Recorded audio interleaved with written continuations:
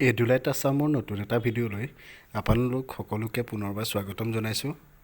অসম চৰকাৰৰ শিক্ষা বিভাগৰ তৰফৰ পৰা শিক্ষক নিযুক্তিৰ ক্ষেত্ৰত এটা অতি ভাল খবৰ আহে।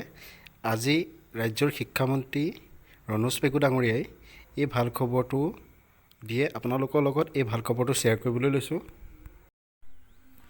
আজি ভোগালী ব্ৰতত ৰাজ্যৰ শিক্ষামন্ত্ৰী ৰণোজ পেগু ডাঙৰীয়াই এটা অতি ভাল খবৰ দিয়ে। পূৰ্বে প্ৰাদেশিকৃত হোৱা 134খন মহাবিদ্যালয় তথা নতুনকৈ প্ৰাদেশিকৰণ হোৱা 33খন মহাবিদ্যালয়ৰ সৰ্বমুঠ 121টা পদৰ প্ৰাদেশিকৰণৰ বাবে অসম চৰকাৰে অনুমতি প্ৰদান কৰা হয়। ইয়াৰে ভিতৰত 2জন টিউটৰ অধ্যক্ষ হিচাপে, 18জন সহকাৰী অধ্যাপক হিচাপে আৰু 101জন টিউটৰ সহকাৰী অধ্যাপক হিচাপে নিযুক্তি প্ৰদান কৰা হ'ব।